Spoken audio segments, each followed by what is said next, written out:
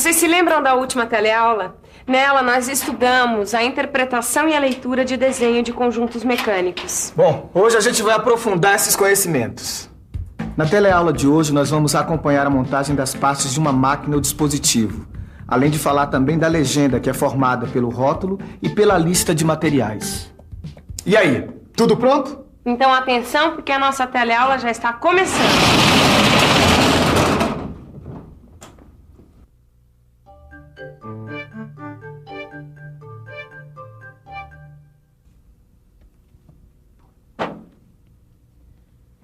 Hoje a gente vai ver o desenho de conjunto. É isso mesmo. O desenho de conjunto é o desenho da máquina, dispositivo ou estrutura metálica, com suas partes montadas. E partes montadas significa que as peças são representadas na mesma posição que ocupam no conjunto mecânico. Para entender melhor os desenhos para execução de conjunto mecânico, o primeiro conjunto que a gente vai ver é esse grampo fixo aqui, olha, que eu estou desenhando.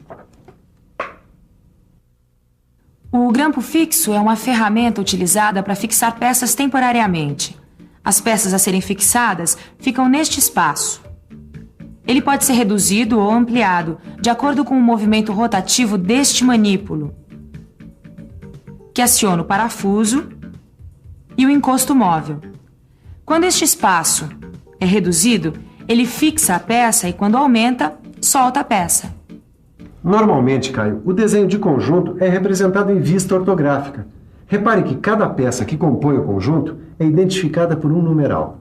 E pelo visto esse numeral tem que ser bem grande, para facilitar a leitura, tá certo? Certíssimo. Aliás, a numeração das peças segue o sentido horário, para simplificar a leitura. E para não deixar nenhuma dúvida, os numerais são ligados a cada peça por linhas de chamada. Linhas de chamada?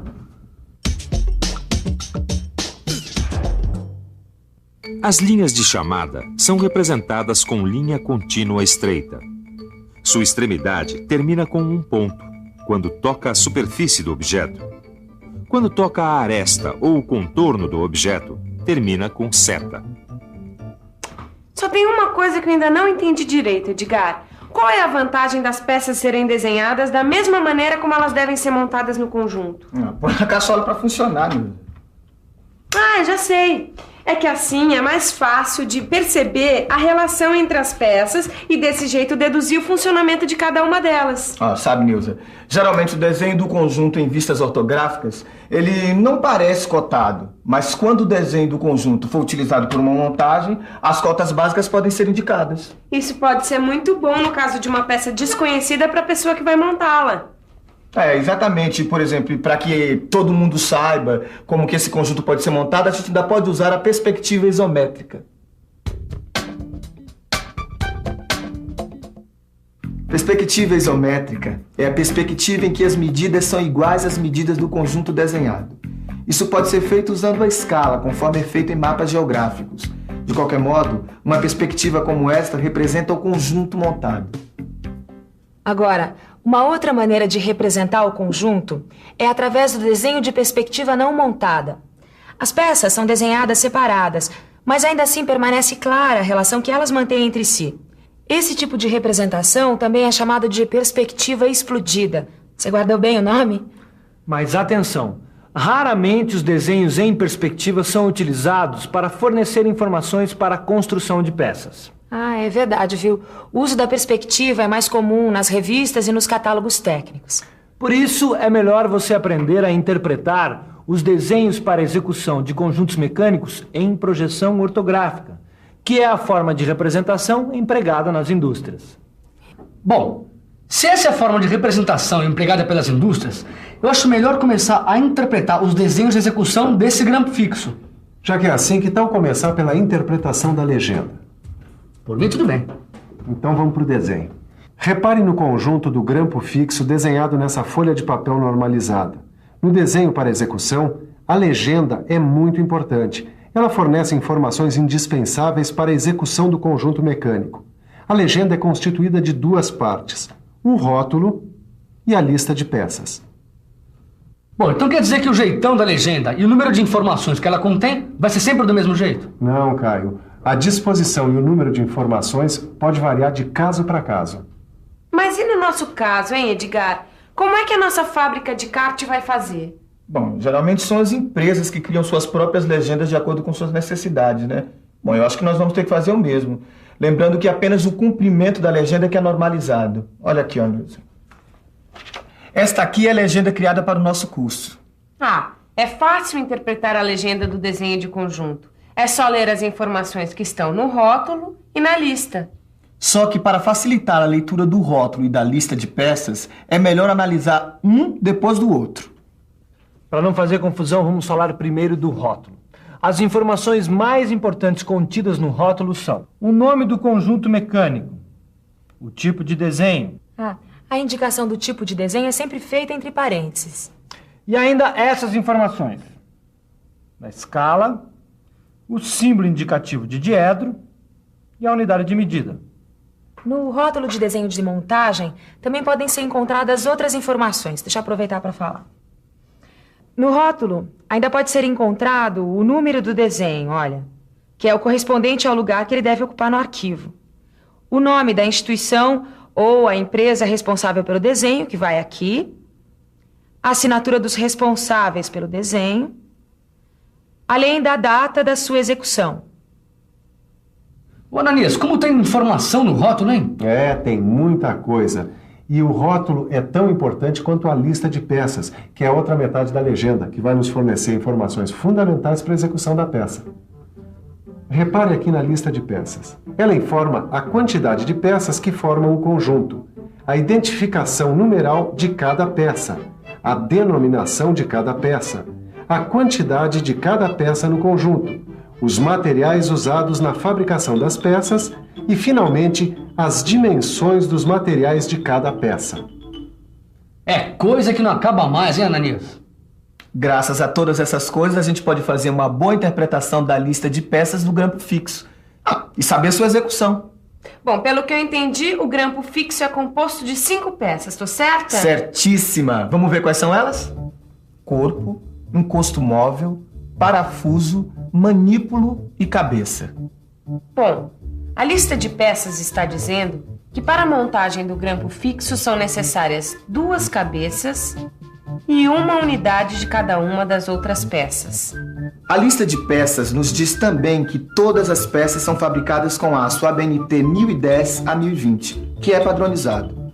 Os 2 primeiros algarismos dos numerais 1010 e 1020 indicam o material a ser usado.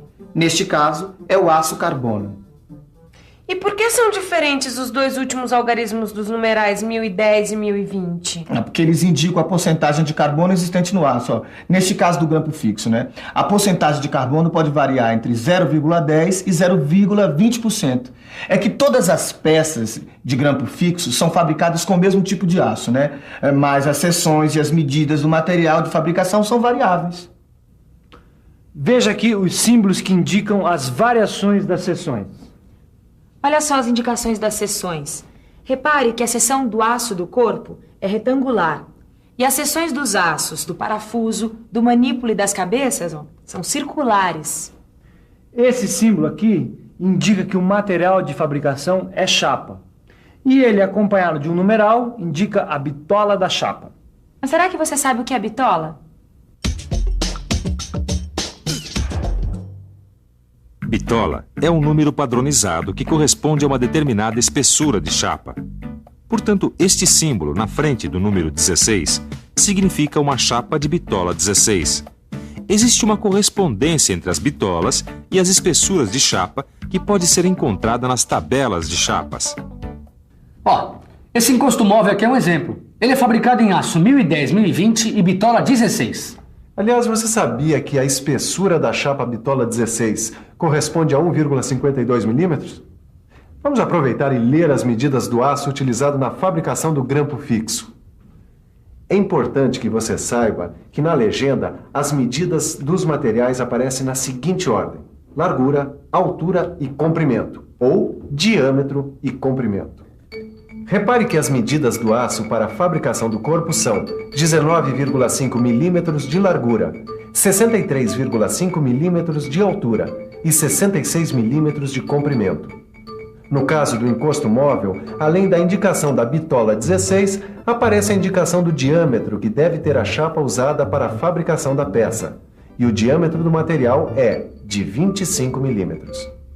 Olha, Edgar, só agora eu tô vendo como a interpretação da legenda do desenho de conjunto é importante para a interpretação do desenho técnico. Importante? É fundamental. Vai ser fundamental para a gente construir o nosso kart. Imagina só, todas as peças num tamanho correto, montadas umas nas outras. Nossa, vai ser um carro maravilhoso. Bom, eu acho até melhor a gente dar uma olhada aqui no desenho do conjunto do grampo fixo para ver que mais informações a gente pode tirar dele, viu? Você tem razão, Edgar. Dá para ver que o corpo é a principal peça do conjunto, que no corpo está montado o parafuso, que no parafuso estão montados o encosto móvel e o manípulo, e que em cada extremidade do manípulo está montada uma cabeça. E para você fixar bem o que aprendeu hoje, vamos conferir a nossa revisão. E atenção, se liga aí que é hora da revisão. Na teleaula de hoje, você acompanhou em detalhes o desenho de conjunto de um grampo fixo. Lembrou o que são linhas de chamadas. Viu que, geralmente, em catálogos, a peça pode ser representada em perspectiva isométrica, ou ainda em perspectiva explodida. Finalmente, você aprendeu a interpretar a legenda do desenho técnico, que se divide em rótulo e lista de materiais. Bom, a nossa teleaula já está chegando ao fim. Mas você já sabe, né? Para aprender, precisa praticar. Então vamos aos exercícios do nosso livro de estudos. E se você não quer que escape nada dessa teleaula que você acabou de aprender, o melhor mesmo é treinar bastante a interpretação dos desenhos técnicos. É assim, na próxima teleaula, você já vai estar por dentro do que nós vamos falar. Até a próxima.